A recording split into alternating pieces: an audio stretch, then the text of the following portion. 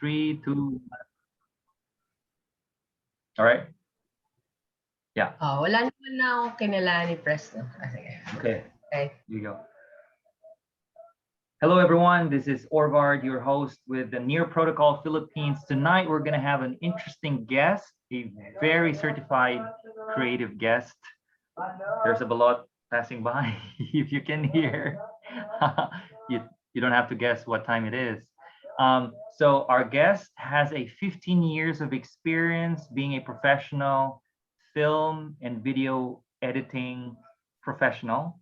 And she's got numerous projects with such corporations as Roadrunner, Living Asia Channel, and even ABS-CBN, to name a few.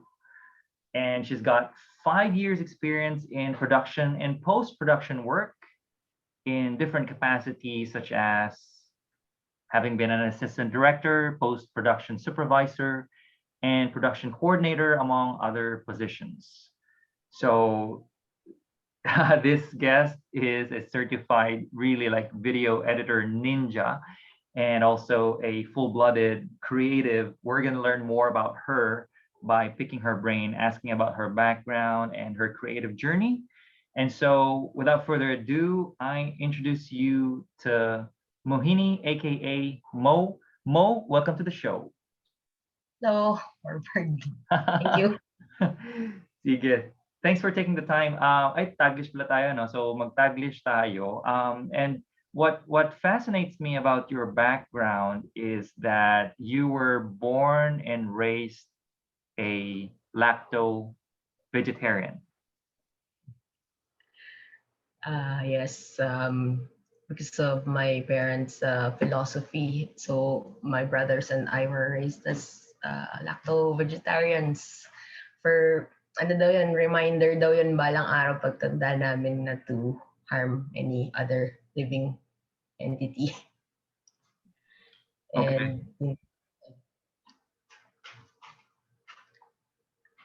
okay, so when you say lacto, both that's milk, that's butter. I'm just I just can't take seafoods or that's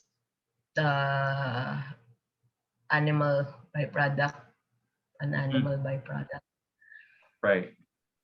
Okay lang yung mga milk, ganyan, yung ano, itlog hindi rin. So, all right. Because I love cheese. I love hard and soft cheeses. So that's why. Hindi ko kaya tigil yun. Okay. But your hometown is somewhere else ba or dito ka lang sa Metro Manila? Sa Metro Manila. May time na tumira kami ng Silang Cavite pero sandali lang, parang ilang years lang yun nung time na ano, tapos ko lang sa site facility. Nag-hibernate ako doon. That's where you what do you call it? Retreat, and then maybe you have your revelations and stuff.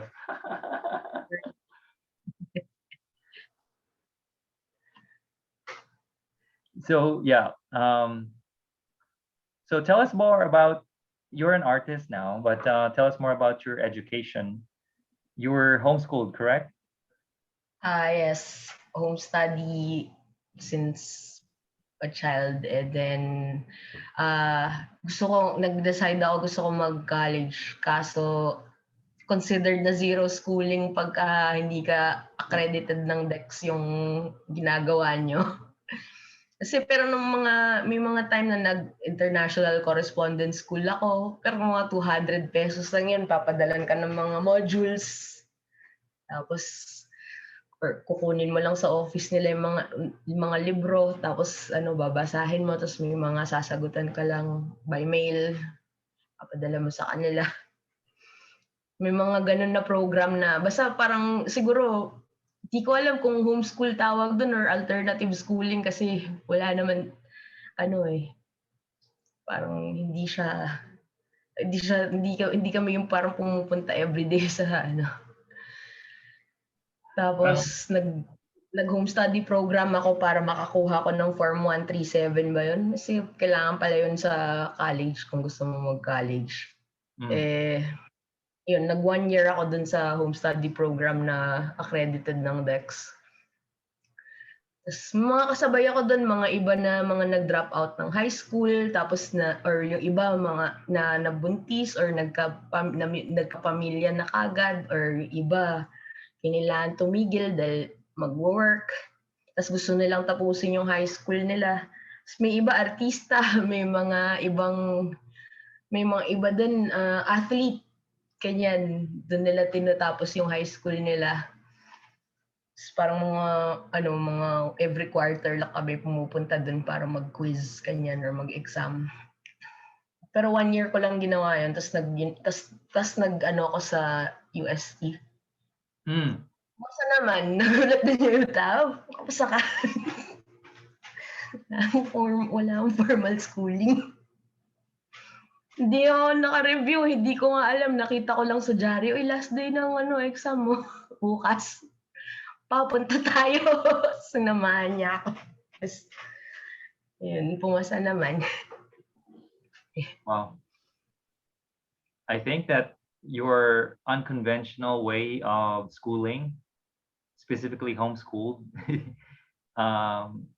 even contributed sa pagiging artistically inclined mo.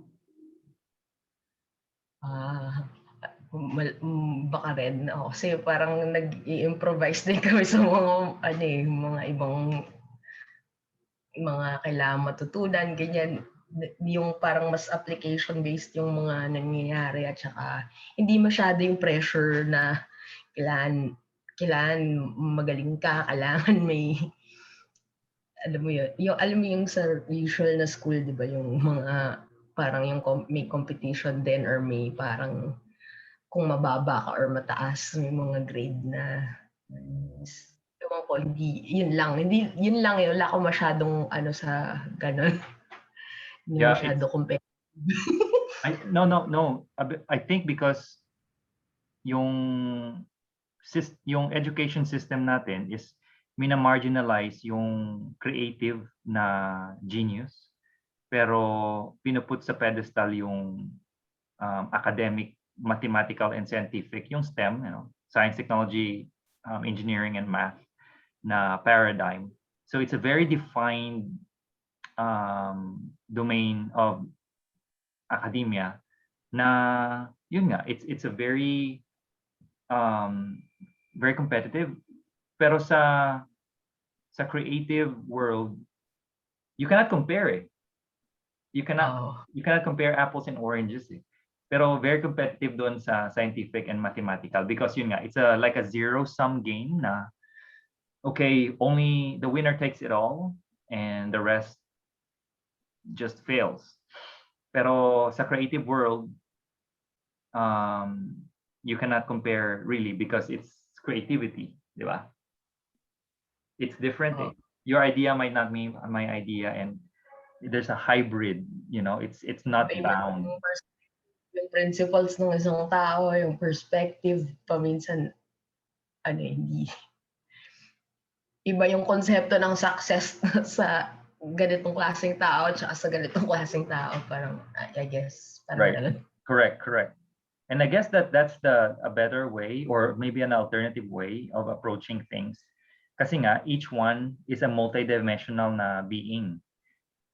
Kung hindi mo hilig yung math, why would you be forced to do that? Parang ganon.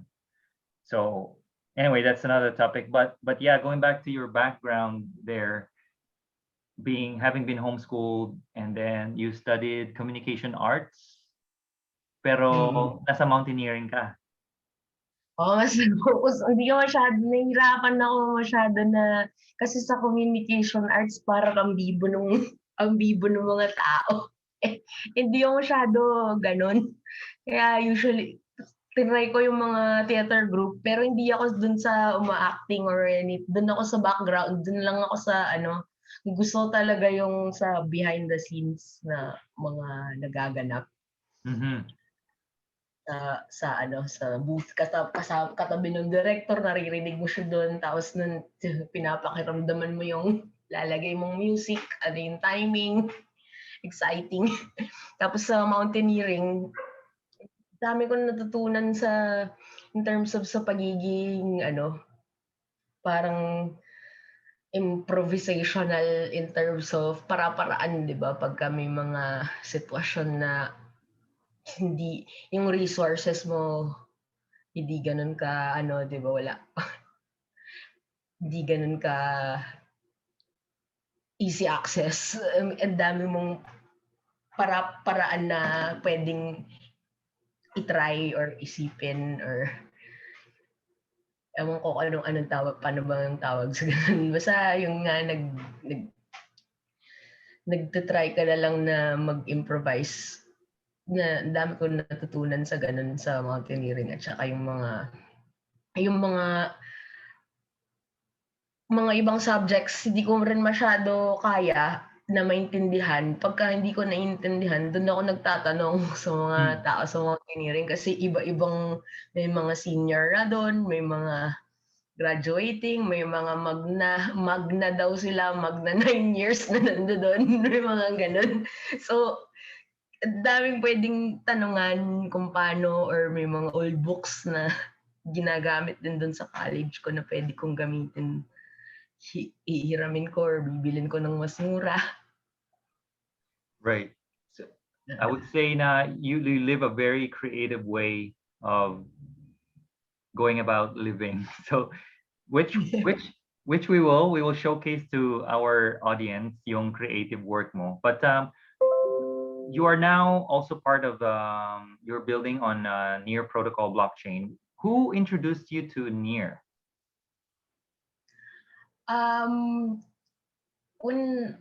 When I started in Ethereum and Rarible last year, I was also trying out Mintbase.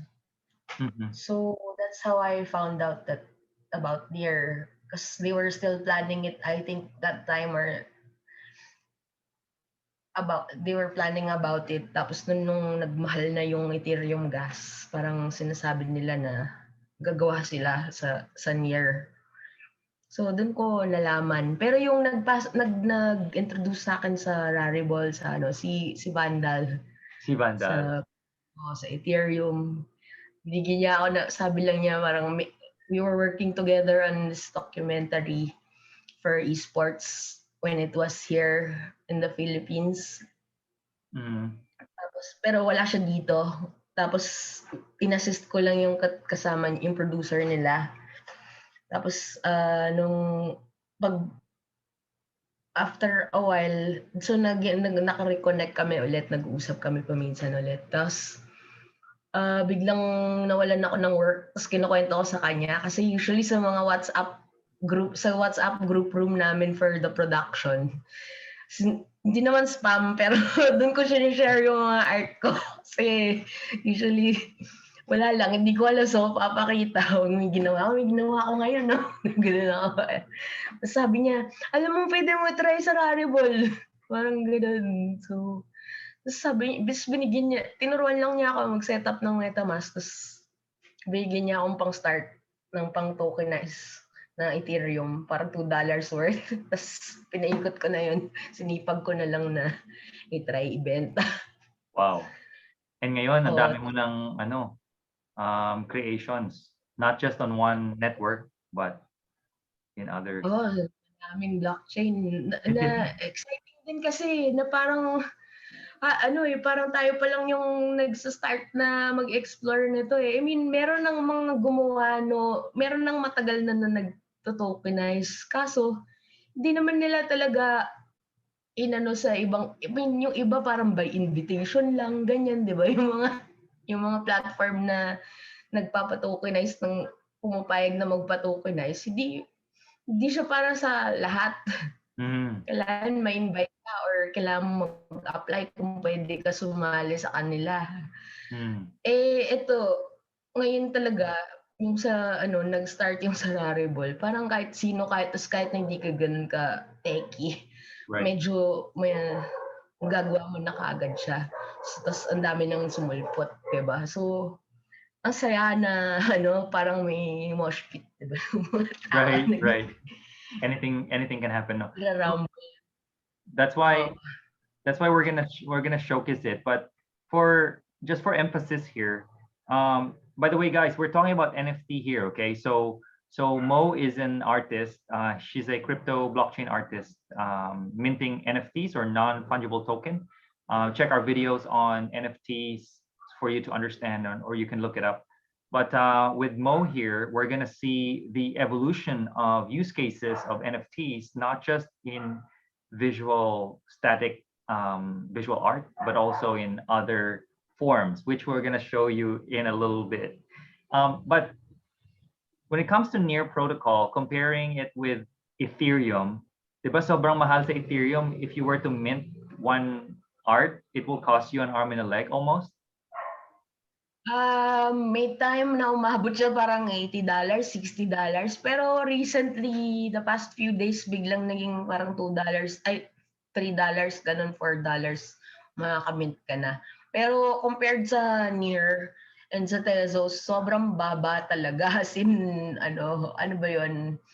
Tawag nila at a fraction of a penny. Ganun kamura lang. Kahit So, 500 yung mint mo. sa Near, talagang ginagawa nilang madali para kung gusto mo talaga at willing kang matuto kahit na hindi mo alam. Basta, alam mo yun, mahiya magtanong-tanong, ganyan. Tapos may mga tulong sila na provide sila ng mga token para pwede mong to get started. Right. Tapos paikutin, pagka nakakuha ka ng ganun, madali nang paikutin yung kung masipag ka naman na alam mo yung ikwento yung mga ginawa mo, ba't mo ginawa yun. In your case, you're very masipag talaga, and you're all over the place on social platforms, and you've got followers, connections, so that's why you can sell them right away, and then you can have your return on your investment. Yung kunwari yung Twitter, wala, zero talaga yung wala akong followers nun, hindi ko alam gumamit nun. Sabi lang ni Vandal, okay, now that you've minted it, make sure to use Twitter and then put the hashtag crypto art.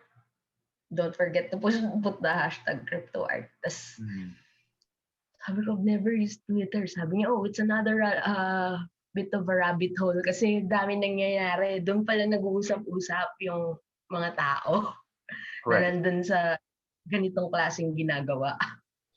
Correct.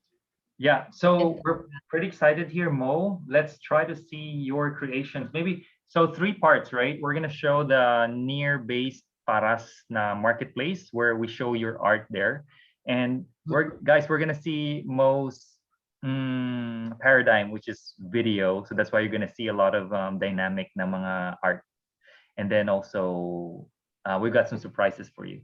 Okay, Mo, I guess that you can share your screen now and then show us what you've got.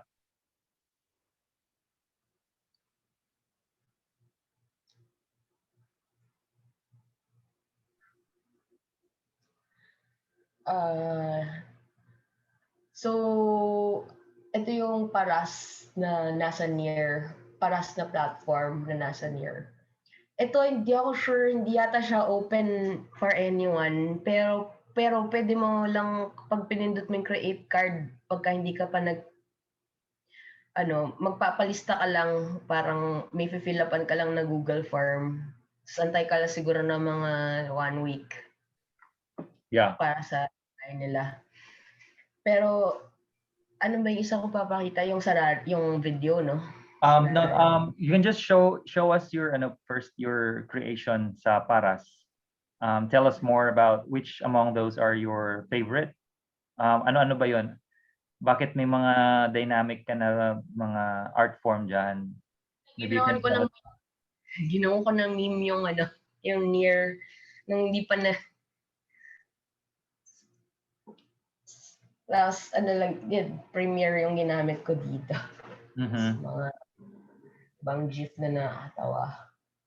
Ni-remix ko. So mahilig ako mag-remix. Kasi video editor ako, hindi naman ako yung parang mga traditional na nagda-drawing. Right. Tapos kung nagda-drawing man ako, medyo doodle-doodle.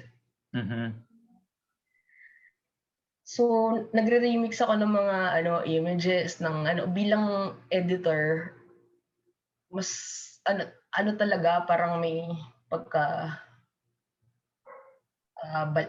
nababaliw ako sa pagre-remix at parang mga composition narratives na ibang way ng pag-express siguro. Right. Imagine kung ko explain yun. Ayun. Kasi ito, mga GIF yung iba dito na per frame ko. Kunwari ito, per frame ko yan ginawa. So, mukha siya umaandar, pero bali, marami yan na images. Oh, buti kumasya yung niya, yung file size. Saan ka bang pag-convert para lang matansya ko kung paano pag magkakasya, anong size yung, kasi bawat platform iba-iba yung pero ito kasi may specific siya na forced na size na kailangan na yun yung susundin mo. Sa mga iba kahit ano naman pwede. Tapos basta lang ko hanggang 30 MB. Pero si Paras medyo limited.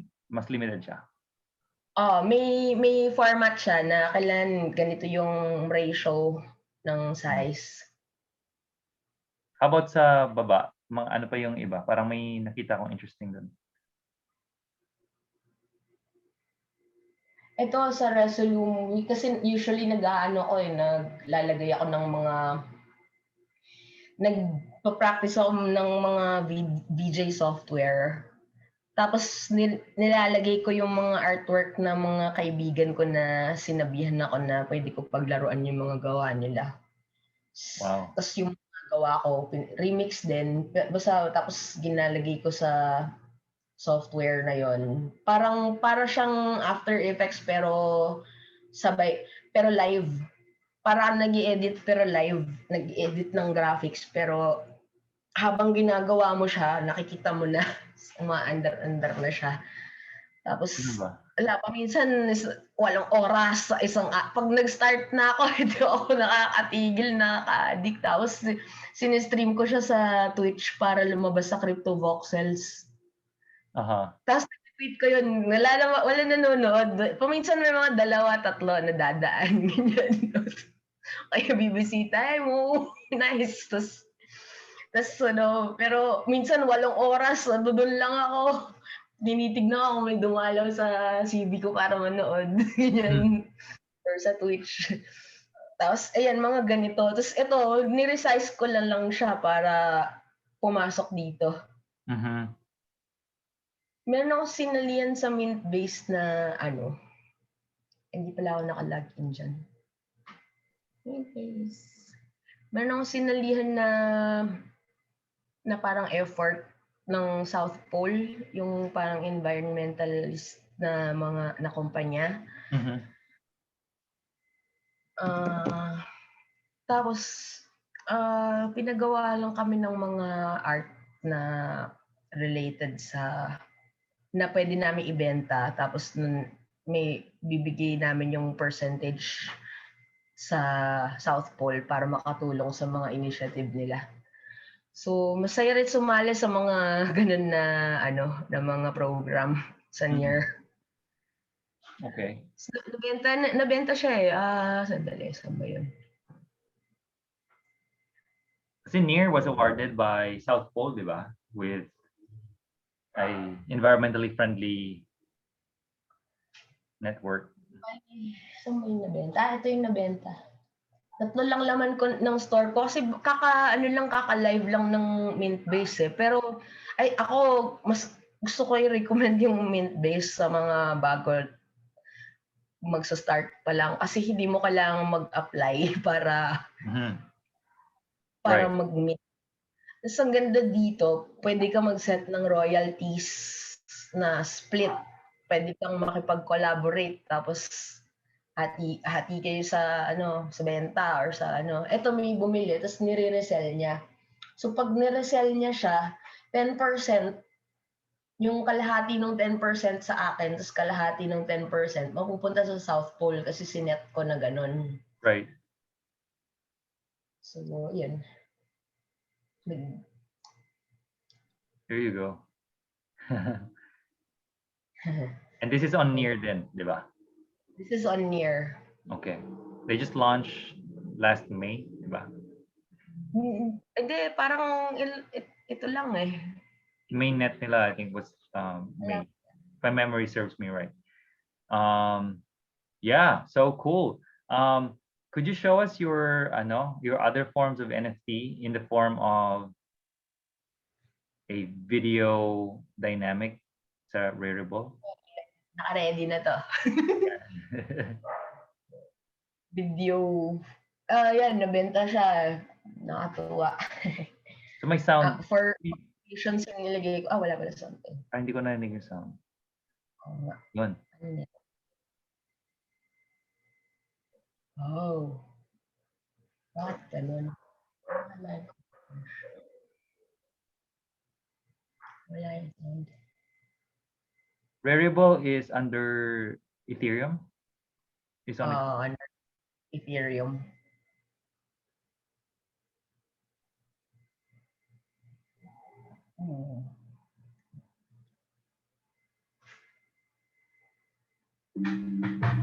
Yun.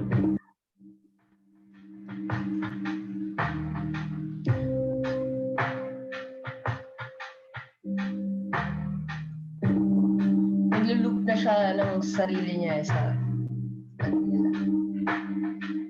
So, siguro ilang layers ng video, no? Yung ito, marami. Siguro mga 1, 2, 3, 4, 5, 6, 8, 9 layers.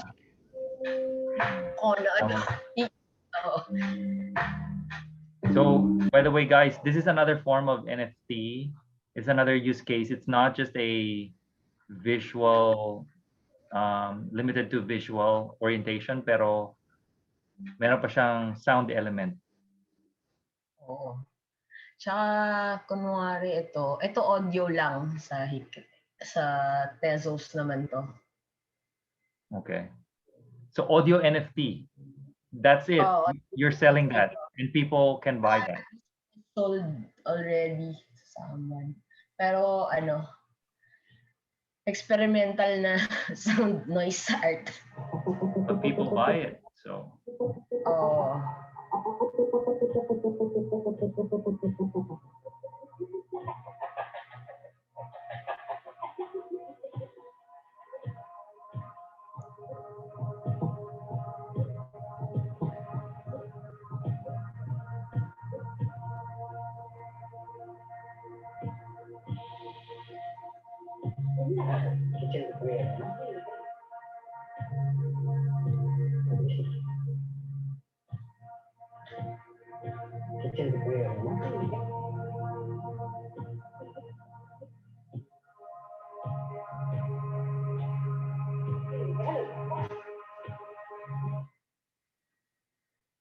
At meron pang isa video din. Ito halo-halo yung pinaggalingan nung may mga iba na nilayout. Yung ibang part AI, yung ibang part minorf ko dun sa mga ibang ginawa ko na art. Video.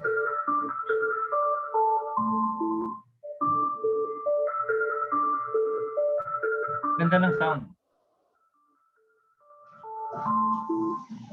Meron ako na-send sa Wait. Telegram. Nasa call ako. Later. As a prize. May ginawa ka? Sige. Pixel art yun, no? Sige. Thank you. Yung daughter ko, ginawa daw siya sa Asiprite na pixel art. There you go. Isa kong anak. Like mother, like daughter. Ito, video.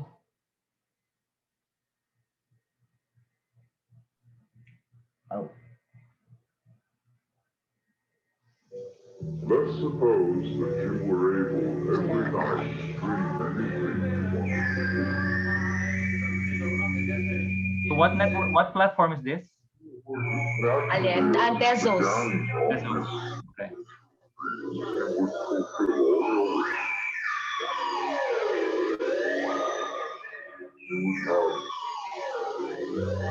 Every kind of pleasure. And after several nights, you would say, whoa, pretty good. But now let's have a surprise. Let's have a Galing naman. Kahit mahabang form, ano? Kaya niya. And minsan kailangan mo lang sundin yung ano yung size kung ano yung sinabi nilang limit na size. Pero paminsan na pwede mong i-push lang ng i-push hanggang sa biglang ayaw na kung nga try mo muna 100 MB kaso convert mo ulit, di ba? Convert mo ulit sa magkasya. Okay. Pero yung trial and error talaga nung una. I guess that's your advantage because you're not afraid to tinker with, I think you mentioned with electronics, even if it's like hardware, you like to tinker with them. Oo, kailangan din, malaking tool. Masaya. Masaya. Diba? So, mga settings, ganyan. You're, yeah. I have a hard time reading. So, yung mga documentation or mga white paper or di ko na tagal bago umano sa isip ko. So, I just try press the buttons. Right. Which means you're hands-on learner ka. Hands-on learner. Correct? Yeah. So I mean you like to work with your hands, tinker with it, and then, modify it, right? Oh, parang I'll try to see what will happen if I do this. And then adjust na lang ulit. Try it again kung ayaw. Right. Tapos kung talagang hindi ko alam, magtatanong na lang ako. Kasi paminsan ang dami pang ibang info na hindi mo kailangan at that time na nandoon ka na sa sitwasyon na yun. Right. Pagka kailangan mo mag-scavenge ng mga info sa mga documentations, saan na yun? Tinatanong ko na lang kung sa mga taong nandoon sa community din na magandang way din na makapag-interact sa ibang tao. And I think Mo, the advantage of that is that sometimes you might discover a feature na hindi na consider ng mga creator. May mga ganon na nakatulong din kasi kung nga rin sa Rarible parang kasama kami dun sa mga 60 pa lang kami dun sa loob ng Telegram room nung time na yun. Tapos kausap namin direkta yung mga developers, sila mismo yung nag-uusap dun sa amin pag may mga tanong kami ganyan. Tapos kung nga rin may tanong kami na nasagot na nila, pag may nagtanong tinatry na rin namin tumulong na sumagot. Tapos pag hindi namin alam yung sagot, itatag namin yung developers. Parang, hindi namin alam yung sagot dito. So, ilan na ngayon? Ilan na ngayon yung from 60? Hindi ko na alam. Minute ko na kasi last time parang ang gulo na dun eh. Ang daming ang dami ng tao na overwhelmed na eh. Iba na eh. Tens of thousands? Saka sila thousands na. Okay. Let's check your virtual reality. Si CryptoVoxels parcel ko. Yeah. Hanep, nakabili ka ng no? Nakabili akong lupain. Itong buhay, wala. Sa virtual world. Parang hindi naglo-load yung buong world ngayon. Baka nag-update sila eh. Pero okay. But you can show us around. You can show us around your place. And ito yung brother ko, binigyan ko ng access para matesting niya yung mga box files niya kasi pinag-aaralan niyang gumawa ng mga box art. Tapos yung iba, nakakuha ko ng mga free sa mga library na provided ng mga ibang users din na gumagawa. Ayan, naglagay ako ng mga beer bottle, ganyan. Diyan, So basurahan. tokenized ba yan? Tokenized din yung mga bottles na yan? Hindi, yung mga yan hindi. Pero hindi ko alam din. Pero nandun siya sa free library na sa wiki ng Crypto Voxels. May mga library doon ng mga nag-share ng gawa nila. Ito, niregalo sa akin tong box na to. Pero binili niya to. Yung mga fish. Inanimate ko na. Hindi dapat ganyan yung floor niyan. Ang kulit din eh. Oh. Oops. Tapos, yun, pwede rin ang dito ako nag-share ng mga live stream ng mga live na visual remix na ginagawa ko. Yung last time, yun, tama. Nakalimutan ko yung last time. I think it was a Saturday, remember when I contacted you first? You were gonna Meron akong exhibit sa New Zealand, right. invite. Tapos niya ako, pina-VJ. Tapos yun, nag-VJ ako sa kanila, pinalabas na lang sa Tapos yung iba pumisita sa Crypto Voxels parcel para manood. Ayun, saya. Exciting. May live na nagsa-sound produce din doon nung time na live din na visuals. Hirap lang mag-sync pero parang medyo experimental lang din yung ginawa. Medyo yun. Okay. All right. So, yeah, we're just showing yung mga kababayan natin na it's like a rabbit hole when you enter the blockchain and crypto world, especially NFTs and different use cases. In your case, since you're like an avant-garde in your own like domain, because you break conventions and you blaze your own trail, and that's what makes you original, because you express yourself in your own authentic idiosyncratic way, if you will. Ang saya din na na dami ko natututunan, tapos sa process na rin na yon, nagiging kasi yung mga developer na kadalasan hindi naman din nila ginagawa lang para lang business lang eh. Dahil parang passion project din nila kung yung nag-start yung Rarible, yung mga developers nun talagang nila, 4 sila na magkakaibigan na naisip na gawin yun na para makapag-experiment yung mga tao, para makahanap ng use case. Tapos pinabayaan nila kami, sige, gawin nyo kahit ano gusto nyo dyan. Tapos tatanong kami, ba't ganito, pwede bang dagdagan nyo ng dark mode or lagyan nyo ng pang video, ganyan. Dagdagan nyo naman yung limit. 5 MB lang yata yun dati, nakalimutan ko na. Ngayon, 30 MB na. 3-0. So parang nakatulong, 3-0. So nakatulong, ang saya din na maging part nun na, masakit din sa ulo kasi parang may mga time na sira, di ba? Sira yung platform.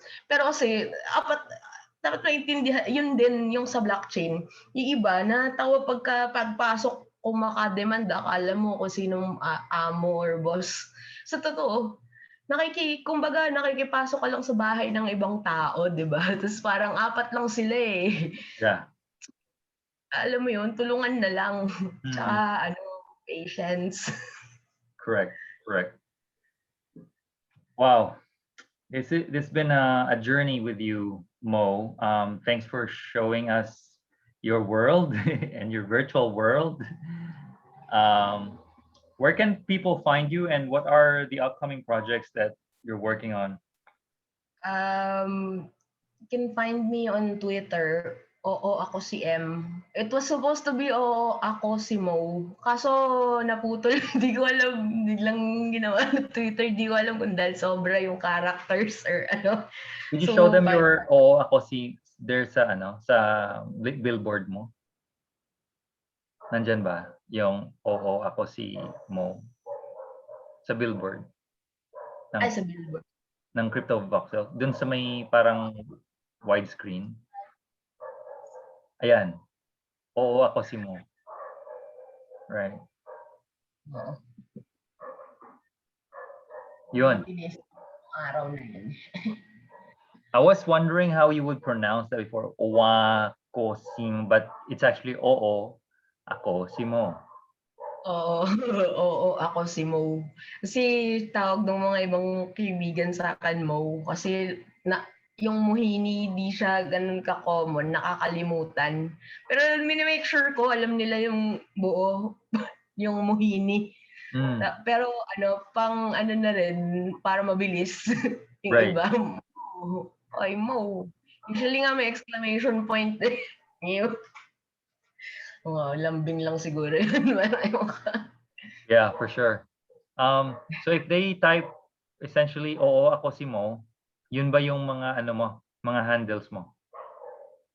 Oo, halos lahat sa Instagram, tapos except sa Twitter. Sa Twitter, ayan, Yeah.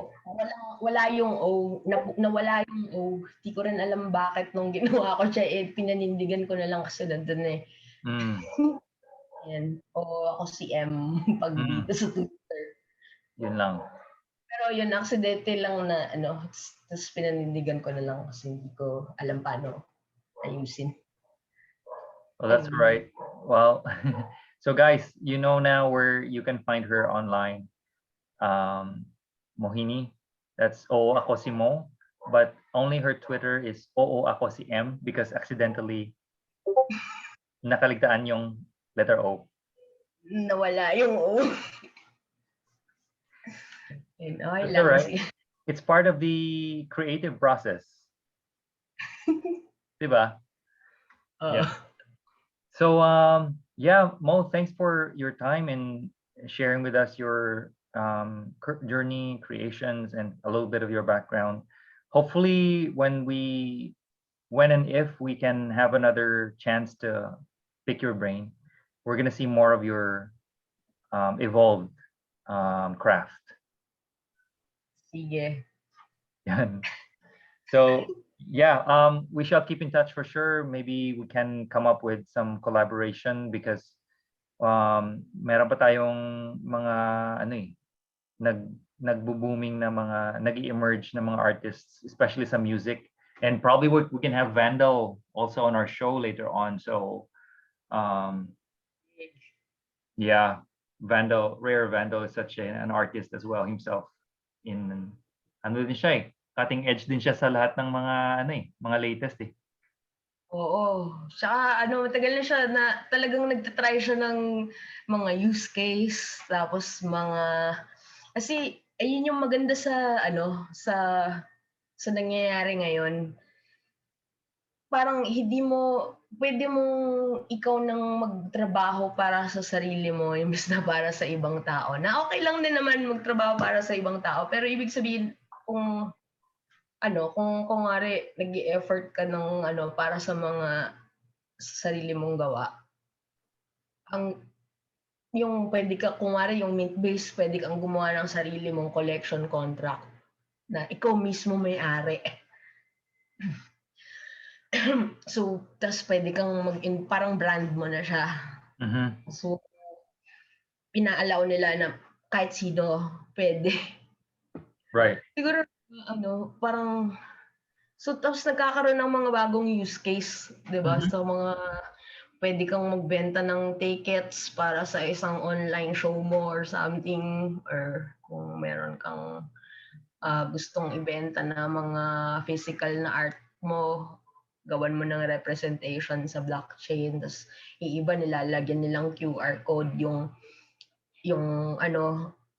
parang physical na binenta nila sa'yo, tapos nun pag kinuha nila, claim nila yung nasa QR code, may kasamang art sa blockchain, Mhm. parang resibo. Yun naman yung NFT, parang naka-ledger siya ng mga nangyari. Or Right. parang ganun. Yeah. And it's immutable, indelible na record. So At doon na siya forever. Hindi naman siguro kung nagkaroon ng apocalypse, di ba? Wala kuryente. Wala lahat ng hard drive ng mga tao or something. Pero yun nga, marami tayong problema pagka nangyari yun. hindi Hindi naman. lang si Pretty robust yung system when it comes to shared decentralization. Di ibig sabihin ko pagka nagka-apocalypse, di yung muna po problemahin yung blockchain. Kaya nga eh. Na may life and death na. Yeah. Hindi naman sana. Ano lang, kunwari lang. Yeah, but the point is that it requires some apocalyptic scenario until blockchain is kumbaga eradicated, which implies na very Malabo mangyari. people, yeah, very unlikely, very rareable. Kaya siguro kung after a while naiisip din ng ibang tao yun eh. I'm sure meron din ngayon mga nagpapaandar ng mga nodes nila na solar powered or alam mo yun, siguradong merong mga gagawa ng paraan eh, resilient yung human beings sa mga bagay-bagay. Right. We adapt and we evolve and we stay strong, That's why just like in your case, you reinvent yourself several times because of the evolving field. So you want to stay relevant, and that's why we're here. We're bringing this content to the public para sila din ma-move sila na to embrace change, so to speak. So Mo, once again, thanks for your time tonight, and wish you all the best on all your endeavors and projects and undertakings. And we hope to see you have even more cutting edge or evolved na mga creations. And I guess the listeners can check your handles, right? Salamat din sa oras at saka sa chance, sa opportunity na magkwento. Para magpakita ng mga something. Sure. Yeah, kasi maraming Pinoy talaga na mga creatives, and for us to show them these possibilities, considering there's pandemic, at least they can have other avenues through which they can sell their art or express themselves, brand themselves. No. Yeah. Okay. Yeah. So once again, thank you very much, and we'll see you next time. Thank you. Thank you din.